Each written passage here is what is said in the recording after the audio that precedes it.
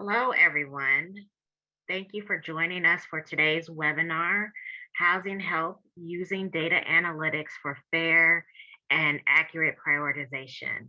My name is Joy Moses. I'm the director of the Homelessness Research Institute at the National Alliance to End Homelessness.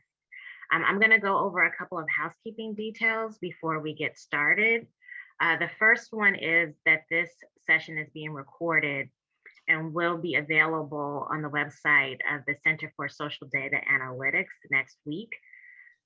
Also, please note that if you have questions, please put them in the Q&A box, and we will have some time at the end of the session to go over those and answer some of them. You can also use the chat function on your screen to communicate with others, but also to flag any issues or questions that may arise during the session. So I think with that, we want to jump in. I know a lot of you are excited for today's presentation, and I will introduce our first speaker, Dennis Culhane. He is the Andrew Stone Professor of Social Policy at the School of Social Policy and Practice at the University of Pennsylvania. He's going to start us out with some opening words. Dennis? Thank you, Joy.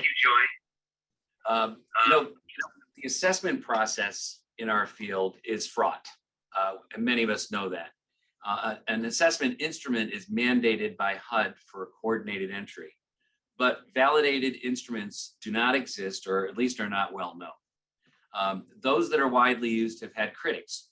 The length is sometimes a concern, the invasiveness of questions, the potential for manipulation by the interviewer or by the respondent, and the potential for bias, in particular, underscoring Black men and women with regard to priority.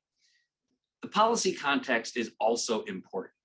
I think we have to keep this in mind. First, there's not enough housing resources to fund exits universally for people who we serve.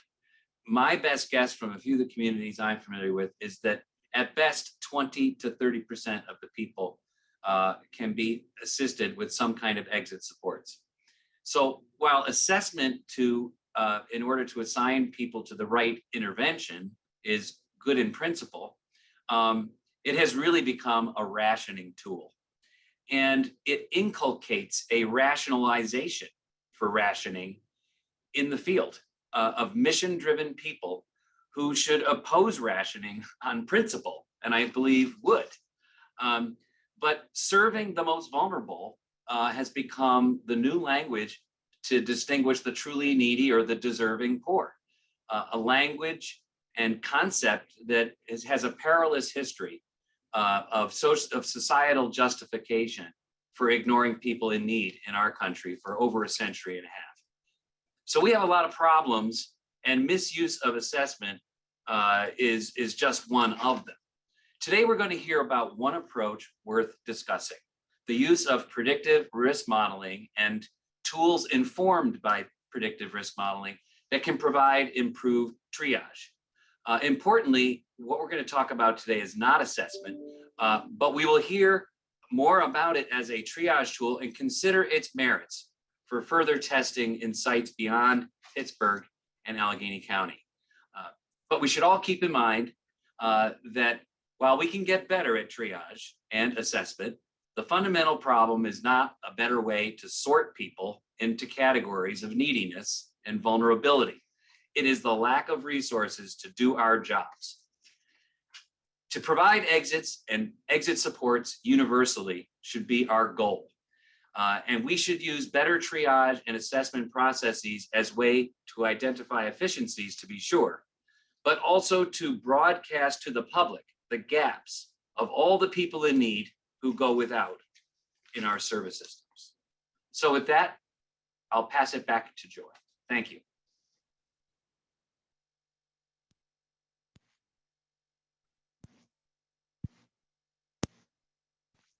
Thank you, Dennis. We are now going to go to our next speaker, Erin Dalton. She is the director of the Allegheny County Department of Human Services in Pennsylvania, and she is going to describe her systems work on this issue. Erin? Thanks, Joy. Give me just 1 second to share my screen and I'll get started.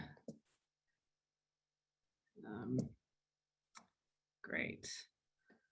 All right. Thanks so much. And great introduction, Dennis. I couldn't agree more. And you've helped me to remember those important things as we can, as leaders of systems, get stuck in doing the best job with the work that we're assigned, forgetting the much bigger and more important policy issues. So I'm in Allegheny County. I work in our Department of Human Services. And we're an integrated human services department, and we run the continuum of care for this region. I'm just going to show you that we do have very strong integrated data systems, and I've got the data sets that we regularly receive listed here. I show you this because you're going to see these data relied upon in the analysis. But I'm also going to show you, and Rhema and will reinforce that you don't need this kind of integrated data to do the work we're doing. Even without it, or with very small portions of it, you can really improve upon this kind of triaging. But I show it to you because our system relies upon it. And if you have it, it can be super useful. The use case for us here was improving our response, our essentially sorting, as Dennis said, to providing housing supports. We received lots of requests for housing, about 30,000 calls and other inquiries. And back before we did this work, we used an assessment. Our shorthand is that we use the VI SPDAT, like many of you, but the way we implement that was not necessarily as it was designed, and not necessarily with the kind of fidelity that even the designers had thought about. So you'll see VI SPDAT referred to, but we know that differs a lot across the country. And because we've been doing some other work in data-driven kind of triage, we thought, what if we use the data we already have? Could we make a better triage decision? And there were concerns. My perspective is that there are all of these concerns: test, retest, reliability, construct validity, predictive validity, with all kinds of with every actuarial tool, right? It's really hard, even in the best developed tools, to get them to be applied uniformly within a jurisdiction, even within people over time. And so, we were thinking about too whether the tool we were using was valid. And then sort of my sense of the world, and we operate in the homeless system actually in all of these worlds, or we have in Allegheny County. Before using an actuarial tool, the VI SPDAT, we just made assignments, right? We sort of used our gut to determine who was most acutely in need of these housing resources, certainly with ideas about chronicity, but not entirely that. And then I think a lot of what HUD and federal officials have tried to do is essentially put in place rules, saying you must prioritize people who are chronically homeless.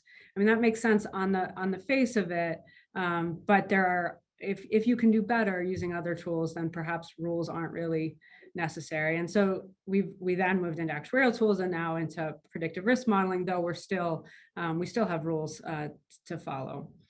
I do think that, at least for the initial developers, so that's in this case us, it's really important to do this work with transparency, like developing something that helps to automate decisions. It doesn't, in our case, fully automate decisions, is still risky business. And you can hard code into your work things that you don't want to see. So while I think these kinds of processes are really important for any decision-making process in government, even more so here. So I won't go through this in great detail, but you'll see in our published materials that we publish the results of our community engagement. We publish the results of our model fairness review and ethical review and our response to that. And Rhema and team developed a methodology paper, and that's all public information as well. And likewise, we own the model; it's built in the public domain, and so on. So I do think it's really critical, particularly for the people who go first in this work, to make sure it's done correctly. So back to the point, we set out with Rhema to build a model, and Rhema's been great. I think, probably new to the homeless housing area, but learned with us and worked with us on what are, I think, really important decisions. So you have the data you have. And so you see on the left, those are the data that we used in the model. Again, that may not be data that's available to you, and you'll see how you can use your own kind of assessment questions to predict outcomes. But the harder part was really thinking about the outcomes. Like, what are we doing? What are we intending with these housing services? And we settled in part on what we could predict, because there were some things, of course, that we're interested in that we couldn't predict, and things that we thought were important to avoid, right? So we were essentially thinking about how do we reduce the likelihood of harms if left unhoused? And we were able to identify in the data harms as being people who have 4 or more emergency department visits in the next year, a mental health inpatient stay in the next year, a jail booking in the next year. We played with substance use inpatient treatment a bunch. We found it was more protective than a risk, and so we dropped it from the model. But ultimately, we dropped it from the outcomes of the model. But ultimately, we also worked with Rhema and her team validated on mortality. So really, we're trying to also prevent death. So I think it is a really important community discussion, what in fact you are intending to do with these housing services, besides what Dennis said, which is actually just provide people what they need, which is housing. And we worked on preventing these kinds of harms if left unhoused. And these are some of the prevalences, like to Dennis's point, across our whole system. This is the average prevalences across people who are asking for these kinds of housing resources. So just to take jail booking, about 17% of the people would have at least one jail booking. These are all, this whole population is of significant risk and need. So let me show you again, I label this as VI SPDAT.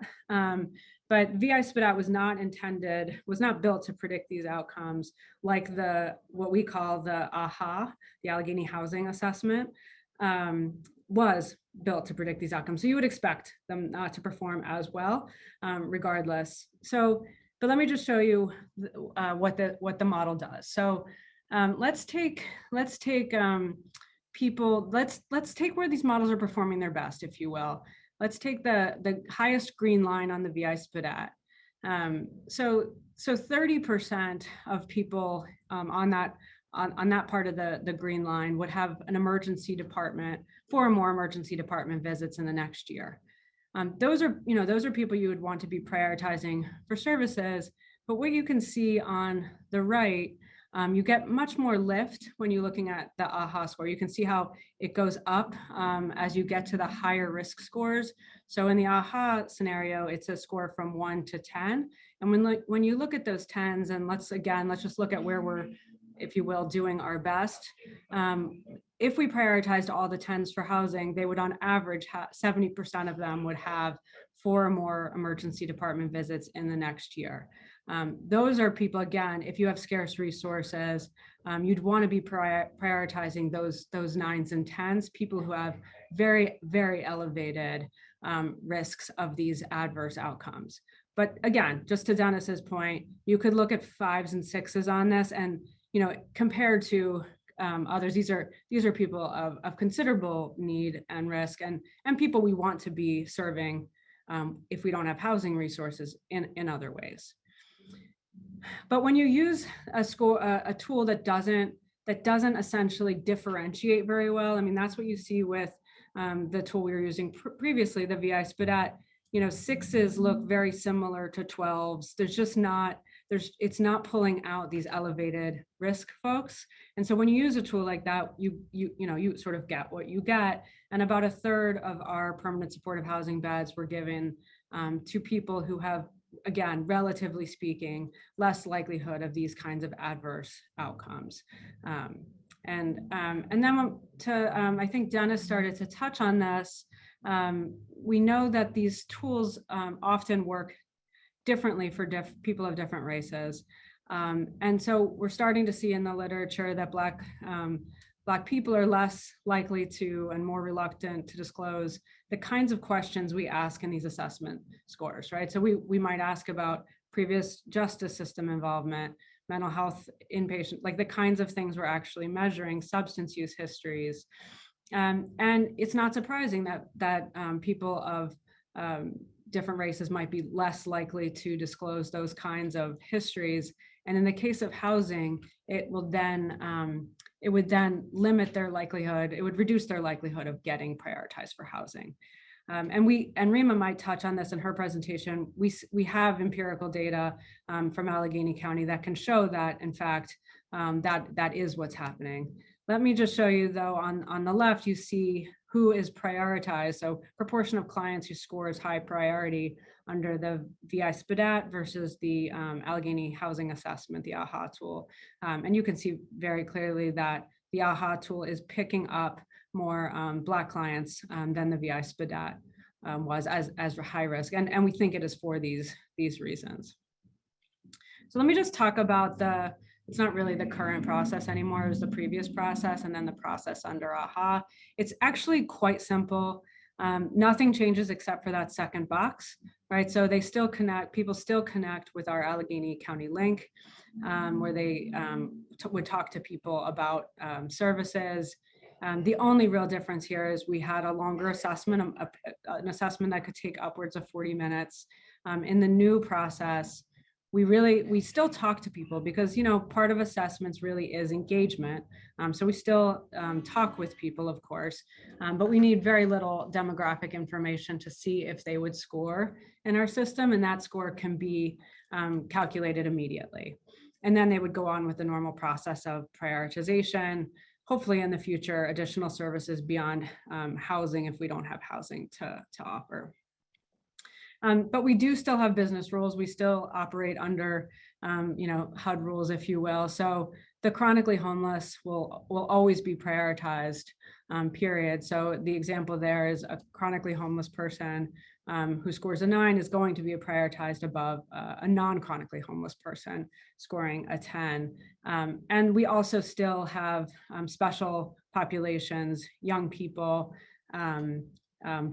domestic violence, veterans, and so on. So we are still applying those rules on top of the score.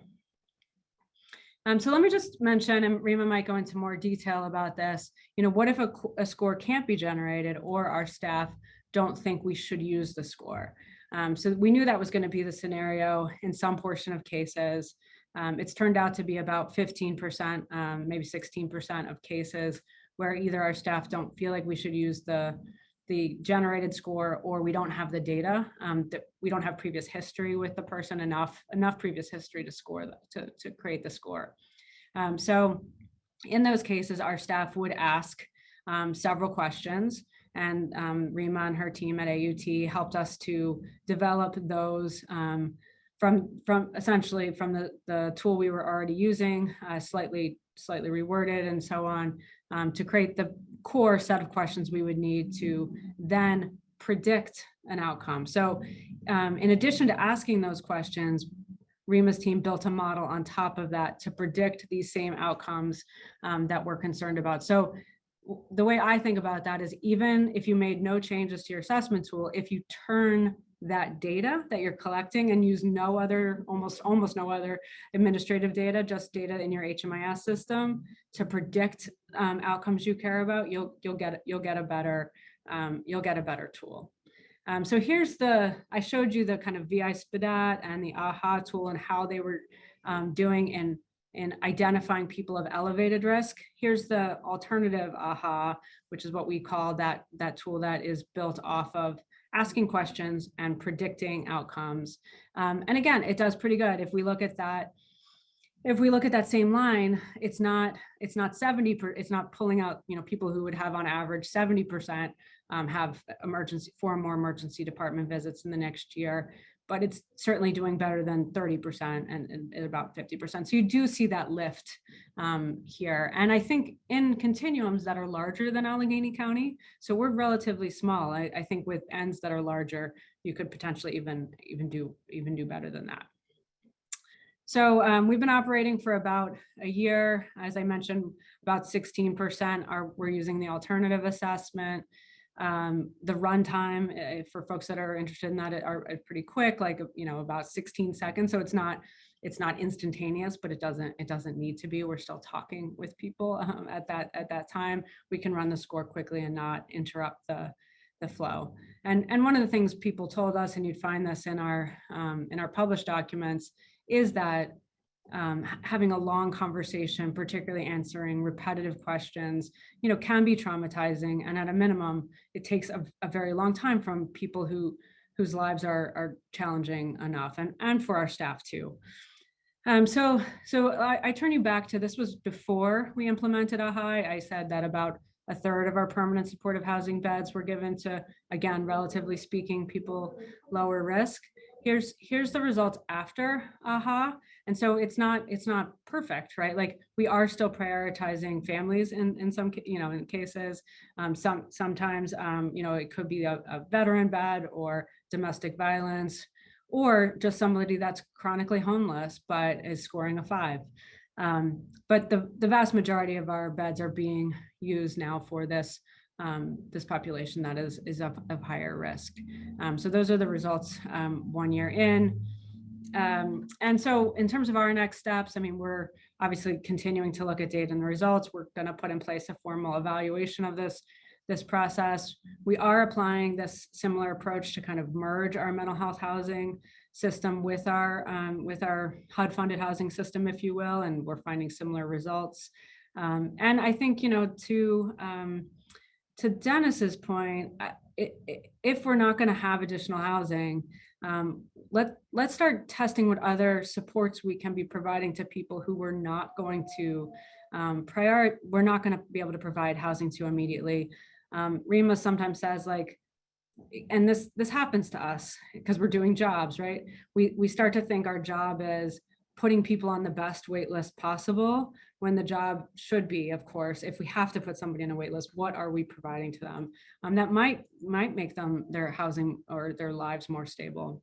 We're also considering using this kind of tool to help us step down people from our various housing interventions. We might be able to create a little bit more flow in the system. So that's it for me, but I do want to just point you to where our information is published. So you'll see a methodology paper, you'll see some frequently asked questions, you'll see a summary of client feedback, the independent ethical data science review, and our response to that. So I hope if you're interested in this, you'll take a look at those documents. Thank you.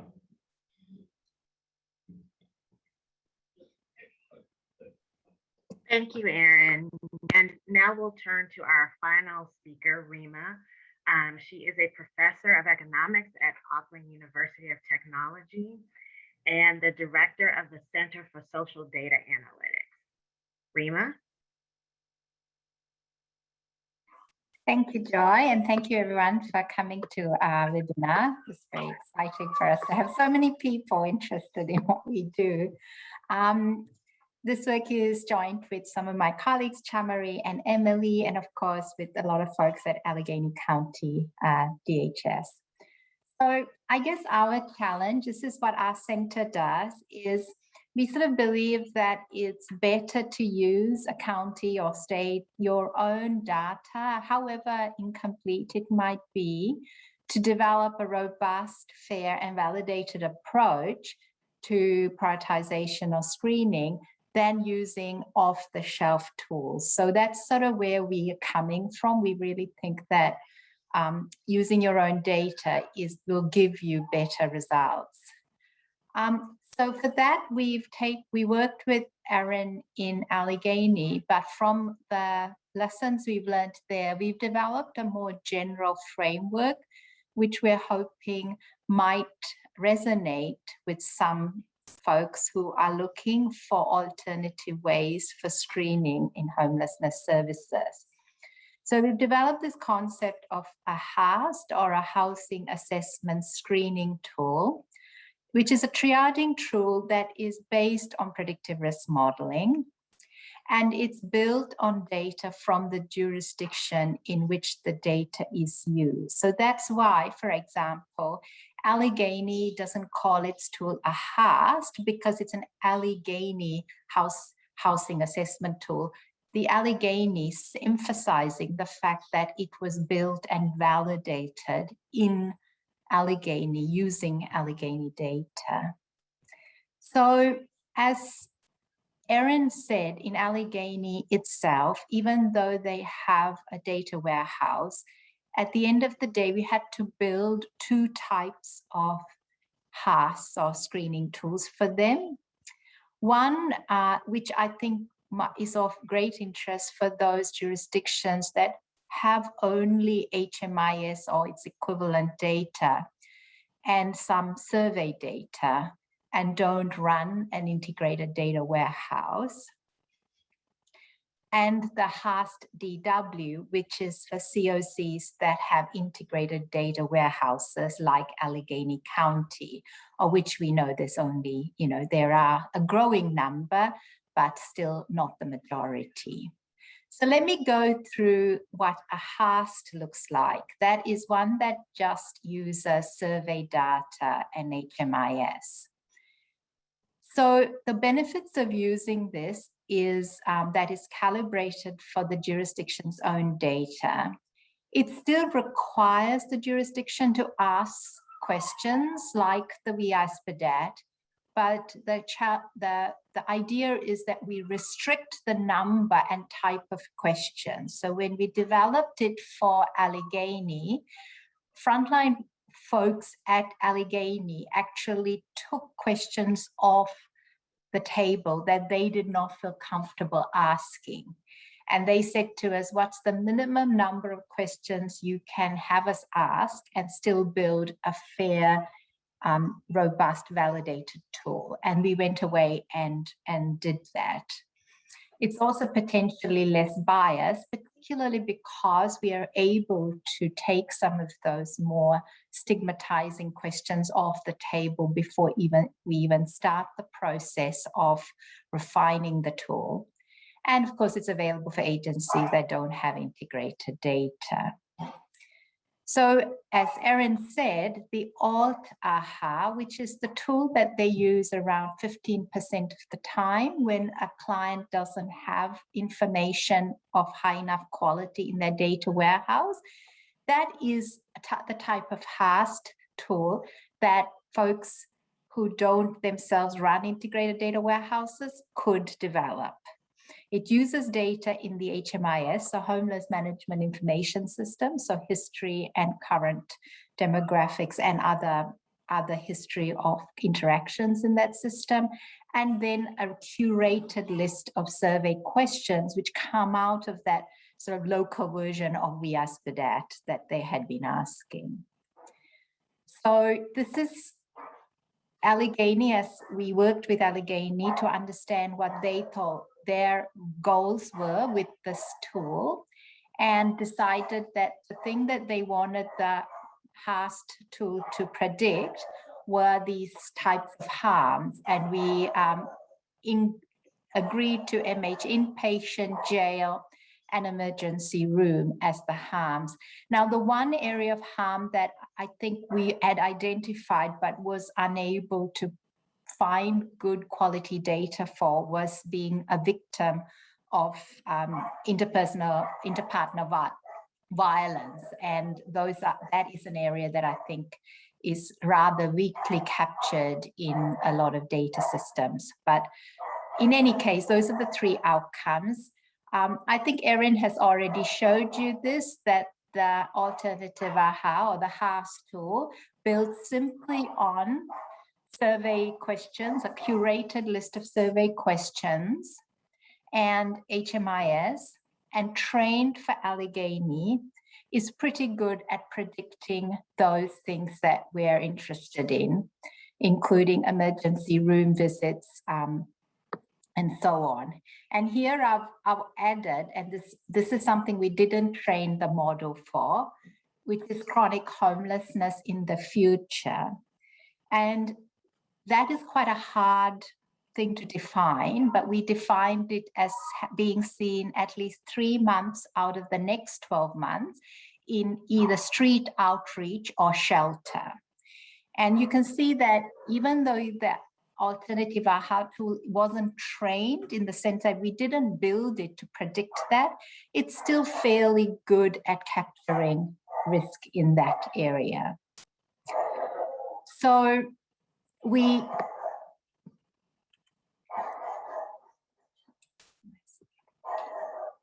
the other thing that we did is try to establish whether the AHA tool could be validated on out-of-system outcomes. And here I'm comparing the probability that someone who scores a 10 will have a will have a death event in the 12 months following their assessment versus everyone else.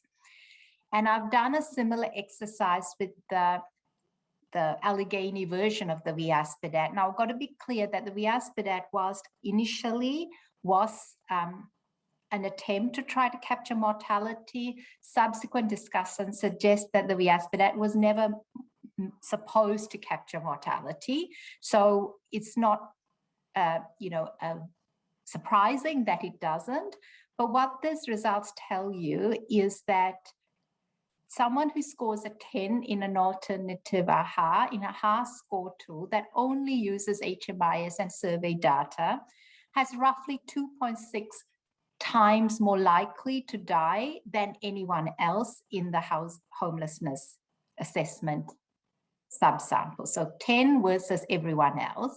Whereas when you look at the VIASPDAT score, and it's about 10% of people score 11 plus in the Allegheny tool, VIASPDAT assessment, and there the probabilities are no different. So there is no calibration in mortality of the system that Allegheny was using prior to the adoption of the AHA tool. So I won't go too much into the HAST DW.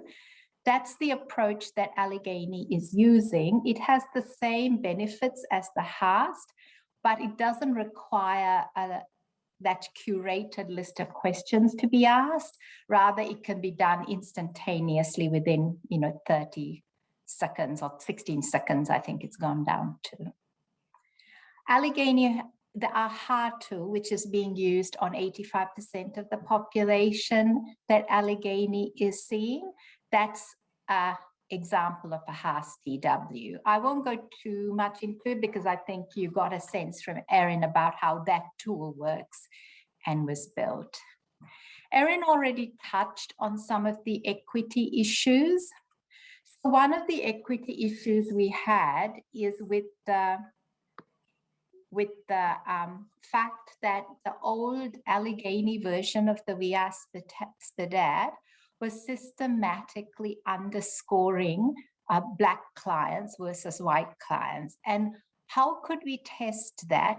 Well, in Allegheny, they have a very rich set of administrative data, which means that we could actually look at ground truth risk factors using the admin data. For example, one of the VIASPDAT questions that Allegheny asked was, have you been hospitalized in the last, I can't remember, 6 months? We could go to the administrative data and ask, had the client been hospitalized for the last 6 months? And we could count sort of the ground truth level of risk factors that according to the administrative data, the client should have had. What we've done is we've taken the clients, we were only able to capture a subset of admin reported risk factors. So there were clients with none, clients with 1, clients with 2, clients with 3, clients with 4 administratively established risk factors. As we would expect, their average VI-SPDAT score increased the more the administratively agreed risk factors increased. So yes, the VI-SPDAT was picking up risk factors that were truly in the administrative data systems. But what this is showing us is that for every count of administrative risk factors, Black clients were receiving an average risk score lower than the white clients. In Pittsburgh, you can pretty much say if it's non-Black, it's white, but it's so, and it was statistically significantly different. And to see why that was, we actually did a much more elaborate study. This is in the submission to a journal at the moment. We wanted to know why we were getting sort of systematic underscoring by the VI-SPDAT. And what we find is that Black clients, and particularly Black females versus white males, are much more likely to say they don't have mental health history, even though in the data we know they do. Less likely to say they have incarceration history, even though in the admin data they know they do. Even ER admissions and MH crisis, they are likely to underreport, even though that's not statistically significant.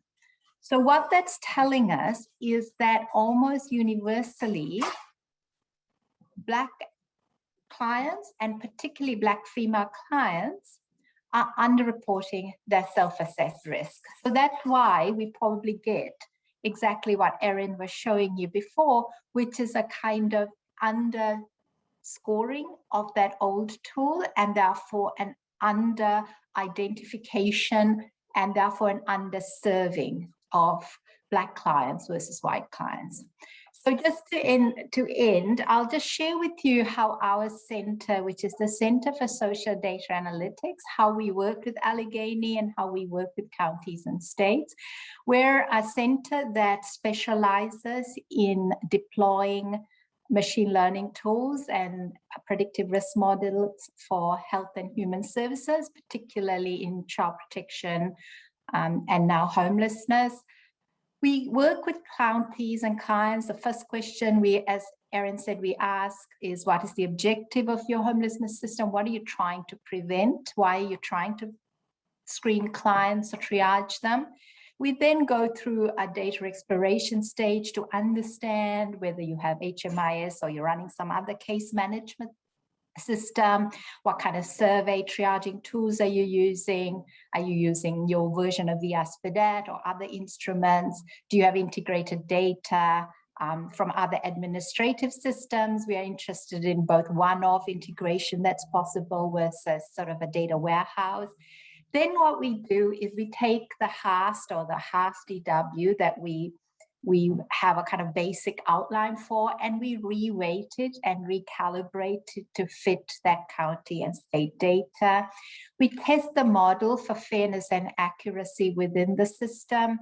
And we also support a conversation with the community, because in our center, we have 6 pillars to ethical use of data, which includes agency leadership, transparency and fairness, a strong community voice, a commitment to a multidisciplinary team approach, a commitment to an independent ethical review, and a commitment where appropriate to an independent evaluation. So for folks who are interested or want to engage with us, we have some details there, and I'll turn it back to Joy. Thank you, Rhema. I'm going to begin the Q&A portion of the program. I want to make sure that we touch upon a question that I see here from an anonymous attendee who may be struggling, I'm sure, as some others are as well, with understanding the technicalities of this tool. The many COCs have been using a very straightforward method. They have a series of questions that they ask people, and then they get the questions answered in they have a number and they know what to do with that number. This is definitely something different. So is there a way that you can walk us through in a little more detail what this other tool looks like, in a practical way? What are the system workers doing? Where do the numbers come from? How does that all work? So it's a little more of a practical question. Yeah, I'll start, and then Rhema, feel free to add in anything if you, and a thing I can do easily and can be included on the website is we can add to these slides in an appendix or something what the output looks like for our workers. So we can show you screenshots from the HMIS system and how this actually appears to the workforce. That sounds like it might be helpful to the question. But in short, in the new model, let's pretend for a second. Well, we'll run both scenarios. Somebody is asking for housing. Our staff engage with the person, talk with them about their situation, which I do think is super important to still be considering their context and what they're struggling with right now. They're going to get first name, last name, date of birth, and gender. That kind of information that can be put into our system, and then that can be used to essentially query the data warehouse that you saw that we have. And then that model runs in the background and returns a score from 1 to 10. And so the ones are the lowest 10% of risk. And you saw, while they still have, to Dennis's point, high risks, they're not nearly as high risk as those 10s. So if they would get a 10 on that assessment, return back to them in about, 17 seconds, then that is somebody, if we have a slot, we could prioritize for services. Let's say they're a 9 and they're reporting that they're chronically homeless, and we have only one other person waiting and they're a 10, we're still going to prioritize that chronically homeless person that's a 9, if that helps. If we ask for if people won't give us first name, last name, date of birth, and gender or something like that, or if we put that into the computer and we don't know this person, or they've told us that they're new to the county or what have you, we would ask that short set of questions that Rhema's team helped us to identify. They would input the answers just the way they would have with our previous assessment, and it would do the same thing. It would return a comparable score to the the data warehouse driven score, and it would be a 9 or a 10 or a 1 perhaps. And so it can then line up with the other system that we're using. But I'm hopefully that helps a little bit. I'll add one more sentence there, and Rhema, if you'd want to add in, because I saw that there were some questions about young people, and we can talk more about that. But young people are often in this type of approach going to be compared to one another because we have distinct resources for youth. And so if we have we can talk about how the model performs for them, but essentially we're comparing them to one another. And so it's a little bit of a different than comparing them directly to the adult population. Rhema, do you want to add to that at all? Yeah, I think it's just really no different to what you're doing now. If you're using a VSPDAT, it's just a subset of the VSPDAT questions. You have a interaction, you answer the questions, it generates a score. The thing now is that score, means that person is at 50% chance that they'll end up in jail, or 5% chance they'll end up in jail. That's the difference, that. Okay. And I'll just remind everyone, if you have questions, please do enter them in the Q&A box. It's at the bottom of your screen. I'm going to turn to a couple of the race equity questions. Rhema, you did a good job of talking about the fact that that people of color, and you specifically mentioned Black people, are underreport certain issues when they're asked questions. Was there any other way that you built in a race equity concerns into your model, or was that sufficient enough to reduce racial disparities? There's sort of three bits to race equity. First is asking whether the scores are equally predictive for different racial groups, and they are. The second is to ask whether the scores correlate or corroborate with something like mortality similarly for different groups, and it does. The third thing is to ask, when you start using the tool, what will it mean for different races? And for that, we've done a kind of gainers and gainers kind of analysis to say, given where we are today, what's the profile of people who will gain and the profile of people who will lose housing services? Because we've only got a fixed number of housing slots. That's not going to change. The introduction of the AHA tool is going to change the composition of people. And we've done that by race, by disability status, by gender, by age. And that's all in the documents that Erin shared with you.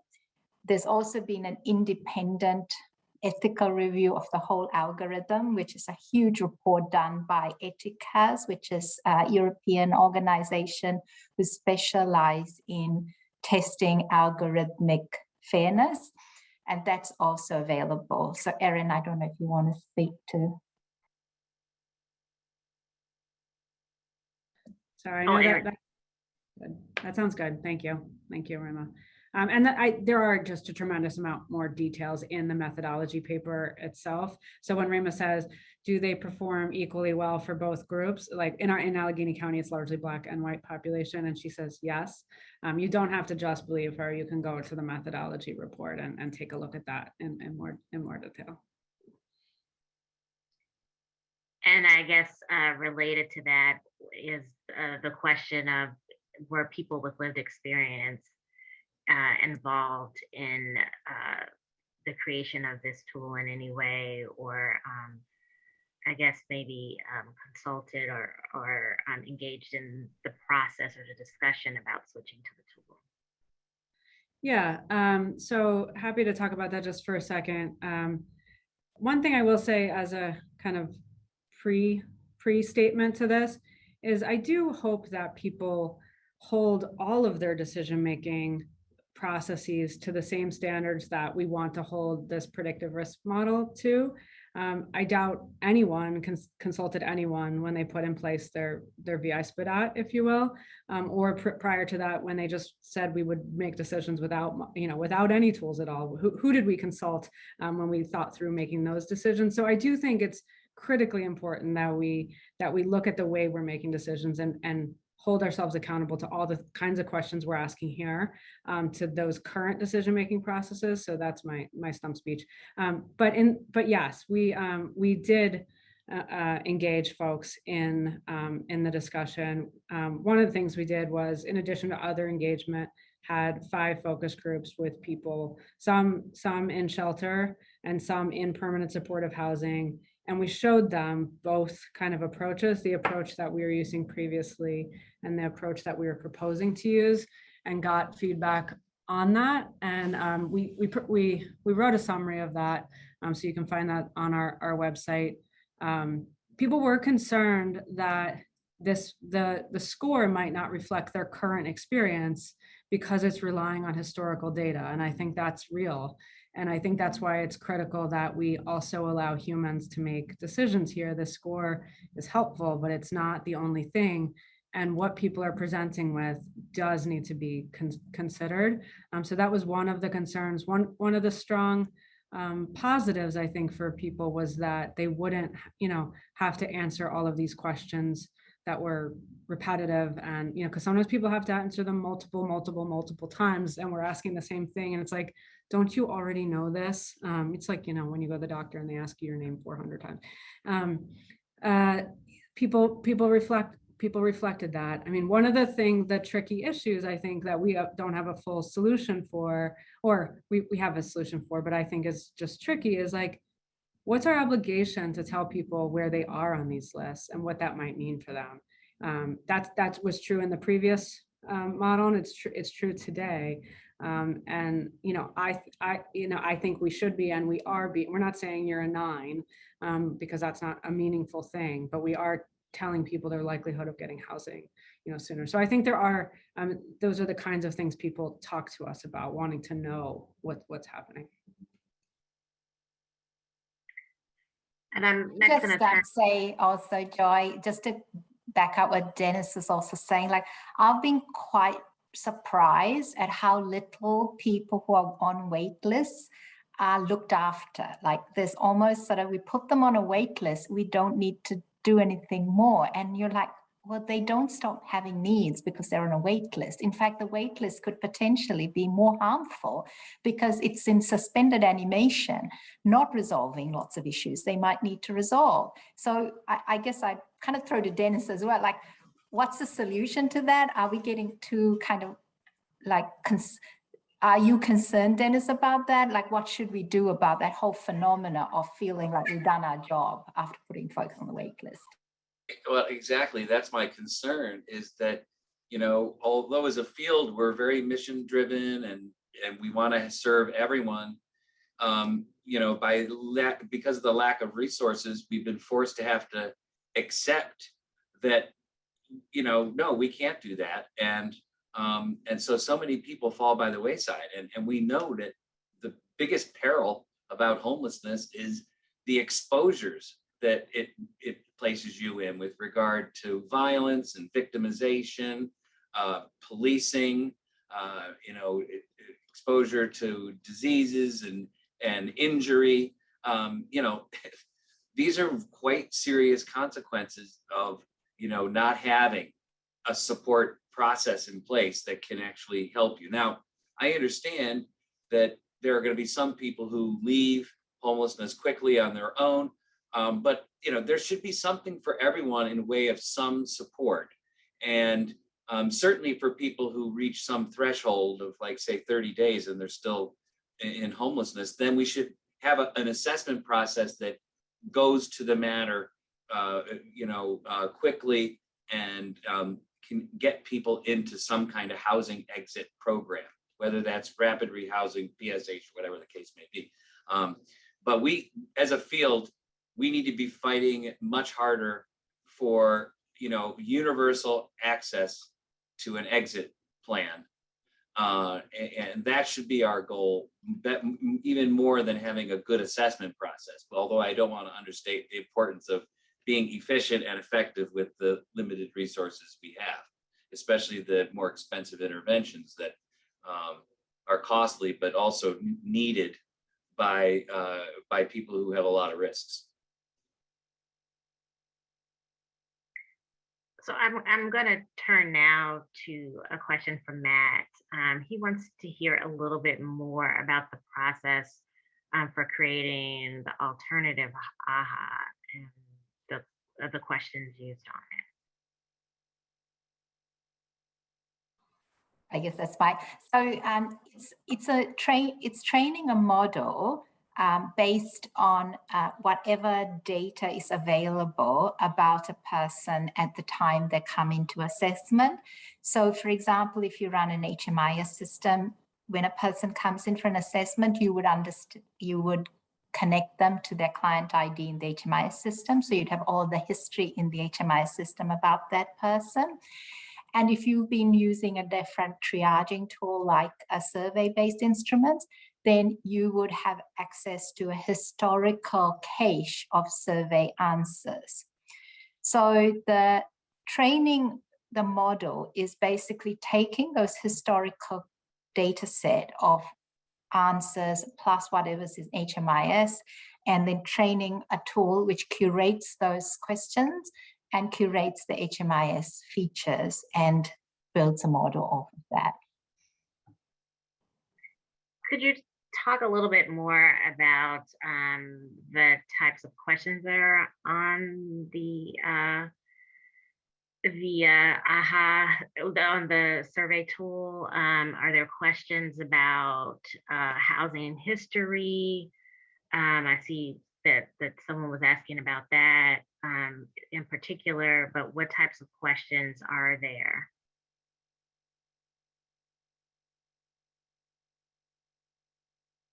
I'm sorry, I have to go back to the methodology report to refresh my mind about, I think I have a demo of the tool, so maybe move to another question and I'll have a look. Okay, sure. Let's see. Would you recommend that COCs that cover large areas of a state would you recommend this tool for COCs that cover large areas of a state as opposed to smaller geographic areas? Does it matter one way or the other?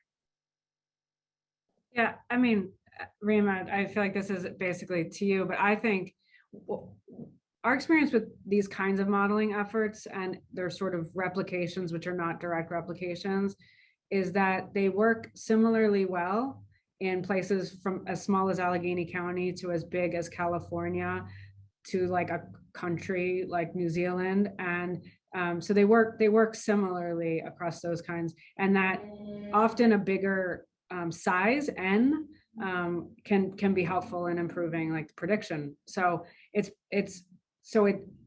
likely you can do better than us if in a kind of like a larger state jurisdiction. And if you have some additional administrative data because you're a like state entity or something to bring to the table, I think it's likely you could do better than Allegheny County, and you could create finer tools. Like there's, you know, the questions about young people and families. You could create a family tool. Like we don't have enough data I think to power that, but other jurisdictions might be able to do far better. Rhema, if you wanted to add to that, I don't know. Yeah, so just to let you know, we'll share the methodology reports for people asking really specific question, what questions are asked. Just go to the appendix, it's all there.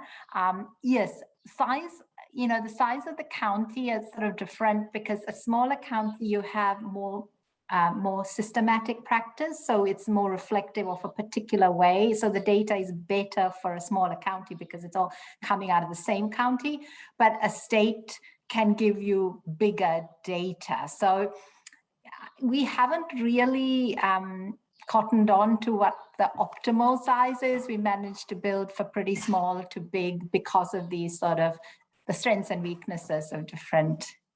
And we have the ability to do things like, text mining and all of, we use a lot of unexpected data sources. So people often come to us thinking, oh, we don't have any data. And yet there's no way, once we built an algorithm for them, they realize they actually have a lot more data than they thought.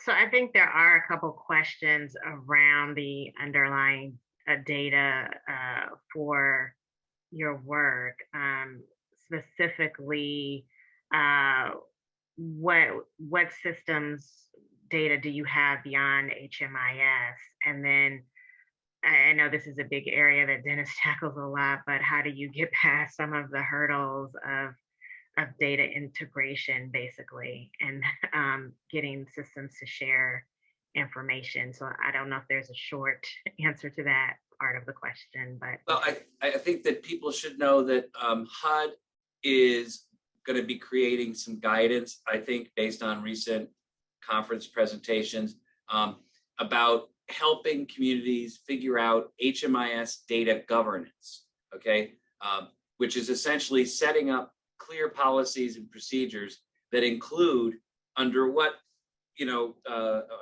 protocols do you share data with other entities or link data for planning, analysis, or evaluation activities, whether that could be a Medicaid agency or a local jail or public health data. So those things are it's totally feasible for communities to link data and share it for these kind of purposes, for care coordination, which is what we're talking about here, or for planning. So there will be more guidance, I think, coming out from HUD in the not too distant future that will help communities understand sort of the rules of the road and how you can share data in a safe, legal, and ethical way. Can I just say, for some of those folks who are asking, like, what questions do I need to have? What systems do I have? Please just get in touch with us. We're here to support you if this is a path you want to go down. And I think the easiest way is for you just to look up our website, contact us. Vivian, who's our external engagement, will set up a call and we'll walk through what you have and, you know, be honest with what we think is possible. I want to second that. Rhema and her team are very generous in not selling their services, if you will. They have a commitment to this field and improving it. And so I would say a first step is to just document a little bit, think through how you're making this decision now. And then if you get in touch with Rhema and her team, they can then help you to think about what might be the best next steps. Rhema harasses me about having local research partners to partner alongside with her all the time because she wants to share this work too. So I think they have a history of being collaborative with local partners so that, you know, we can bring other folks on board. So I don't think I think it is a good next step just to look at what you're currently doing. And if you think you might be able to do better, to contact Rhema's team. So we have a question here about client consent with administrative data. Is consent involved? How does that work? What if people don't want you using their information in that way? Do they have the ability to refuse consent? Excellent question. And something we struggle with, we wrestle with, not struggle with, I think all the time. I actually want to look back at our kind of frequently asked questions to know exactly how we've answered it in this case. But I mean, but there's not a formalized consenting process. But if people had, I think, a real concern about, you know, like if they had previously done a whole set of questions and now they're like, well, why aren't you asking me questions? Why are you just like taking this little information? I want to go a different path. Like I think our folks would do that. People don't like, well, let me take one step back. Taking one step back, like all of our services have consent processes, right? So when we say we're using mental health data in this model as an input to this model, all of our mental health services have a consent process. So people go through that consent process, they share their information with the service provider, and the service provider shares it with us. So at that level, there's consenting, but there's not a formal consent process to be prioritized for housing services. But I do want to look back at our documentation and make sure we're clear about that. Right, and typically with some administrative data, you know, patients, students, or clients in social services have the right to request to see their data and to opt out of the use of their data for certain purposes. But it is an opt-out process usually. It's not an opt-in process. HUD has issued guidance which says that client-level data can be shared and linked with health records and such for the purposes of care coordination and facilitating housing placement. They can't share it for any other reasons, but it can also be shared for research, evaluation, and analysis purposes as long as it's de-identified at the end and there's no disclosure risk of any individual level information. So there are definitely, I think everyone in this group and all the people who, you know, we work with, we take the issue of protecting people's data very seriously. And we want to make sure that, you know, because they didn't consent for their data to be used for some of these purposes, there's a higher obligation from an ethics perspective that the client's best interests are being served, that the public interest is being served, and that that there are sufficient protections and guardrails in place to make sure that it's not disclosed in an unintended or authorized way.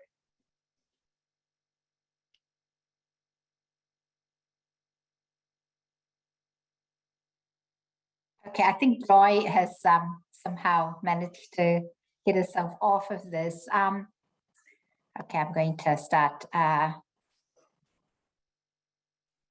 So Erin, has there been changes in observed system outcomes after converting to AHA? Have the people who been served become more challenging? I guess Fred has a question. Has mortality gone down? Yeah, we haven't done a full formal evaluation yet. I think we can look at some of those bigger sort of global outcomes, though frankly, we don't have enough housing supports to like lower mortality on a population level, most likely, with this kind of an intervention. But I did show you that we are prioritizing more of the right folks. And one thing I didn't show you, I took it out because I thought it might undermine Dennis's very critical point. But it's in the paper. I mean, we do find that housing, quote unquote, works better for people of higher risk. So we do see that when we're prioritizing higher risk people, their year out experience with emergency department stays and mental health inpatient stays and jail bookings does go down. I'm thinking it's about 6%, 7%, 8%, where we don't see the same level of reduction of those needs for those services in lower risk populations, in part perhaps because they have a lower kind of base. So we have looked at kind of thing to look at outcomes. And I'm going to try and get it into the chat, but Andy on my team showed, like, we did definitely answer the question about consent and so on in the frequently asked question. I'll try and get it into the chat too. Sorry, I had a small technical issue. I know we had a couple of questions still remaining. I think there was a question, I don't know if this was a question that Erin was answering, but there was a question for you related to, did your system do anything in addition to implementing the AHA tool? Did you make changes with case management, for instance? And then what were some of the outcomes associated with the shift to AHA? Were you able to, for instance, reduce mortality in your community amongst people experiencing homelessness? Right. So I did start to answer, I answered some of that, Joy.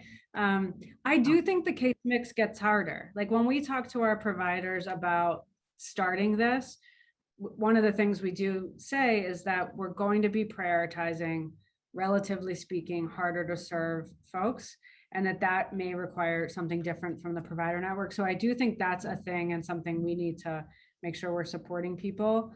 I'll say, like, we implemented this in the heart of COVID, if we're not currently in the heart of COVID. And so it's been a challenging time for implementation. I'm very anxious to put in place supports for people who we can't prioritize for housing. Again, think that's a critical thing, and create some more perhaps flow in the system to use data like this to help talk to people about step down from into community housing where it's appropriate. So we've measured some things, and we'll measure others, but I do think you should expect that the population that you're asking permanent supportive housing providers to serve it will be harder. And I see a question here from Sasha, which is basically, how do you use the model if you only have HMIS data? So if you're in a system that doesn't have integrated data at this point, how would you proceed? So it would be about what data you have. If you're using triaging survey tools, you could use those questions and curate and rework those questions to make them predictive to the outcomes that you're interested in. So it really is there's a little bit of customization that we have to do based on what data you have. If you are basically using gut, well, I doubt that anyone's using kind of just gut right now to make assessments. And so you probably have something like a structured questionnaire or something you use. Those are the things we'd rely on. Okay. And another question here is, you had noted that you were evaluating for certain types of outcomes. Is it possible to adjust the outcomes you're looking for and the types of things that you want to predict in order to assess who is most in need of services? Yes, definitely. That is based on the data, one-off data that you might be able to get as a research data set. So when we train a model, we do need to see those outcomes, at least in a single shot research data set. Again, best to have a conversation with us about how we do it and what data we need, but totally we can change those outcomes. A lot of people are just concerned about predicting chronic homelessness or return into shelter or something like that. And then, we could certainly go down that route. I have to tell you, those are the reason, those that don't collaborate all that well with, say, mortality and other things. So there's a bit of a disjuncture. 75% of people in the Allegheny data who come to HMI, who come for an assessment, are never seen again when they're not served, 75%. So it's really interesting to know what's happening to those folks, because are they really being housed? What's happening? So we've known for a long time that most people resolve their homelessness quickly, and usually without much in the way of support from the homeless assistance programs. And we've assumed it's a good thing, but we actually don't know where people are going. And there's, of course, going to be people who are returning to a situation that's not healthy or supportive, and people are just scratching and crawling their way out to get wherever they can. So there's a lot of questions that we have about the system, but certainly underlying a lot of this, of course, is that we lack basic resources, and the money gets tied up into shelters and all these emergency things rather than really, being as much about getting people out as possible. Erin, sorry. Go ahead, Rhema. I just see a lot of interest also in the use of these sorts of tools for folks in the behavioral health system, which we're just starting to expand and explore, is how these sorts of tools can be used to prioritize folks who leave mental health beds with that chronic behavioral health diagnosis, or jail with a chronic behavioral health diagnosis. Those are folks who are scoring very high on the tool, but that still doesn't mean that, the way that they're being prioritized right now, I think, God bless Erin's heart, she's very open about how they prioritize, but it is not ideal. Not great. But sorry, Joy, having tools like this to make more objective an assessment of the way you're making current decisions is super important, because otherwise people don't have any idea how well they're doing. Anyway, sorry, Joy. No, I was just going to note that we were nearing the end of our time together, and I was going to perhaps leave a moment for a couple of, community or subgroup specific questions. I think Erin started to touch upon youth, but there were a lot of youth questions, like can you use administrative data on young people who might not have much of a record in the system? And then also with Black Americans, was there something was there something else with the VIs for that was preventing their, causing them to be under, have lower scores? And I guess specifically, does this approach address any of those other problems? So I'll leave it there. I know those might be big questions, but I wanted to try to touch upon as many of the questions as I could, and then we'll close. Is it possible, Rhema, for us to, when we just publish these materials, we could take these questions and answer as many of them as we can, and then we'll just provide them in the with the materials? I think that might be bad. Like some of them are, hard to. Okay, great. Yeah, Sam's onto that. Sam's going to take snapshots of all the Q&As, and we're totally going to do that. Thanks, Erin. Yeah, that's a great idea.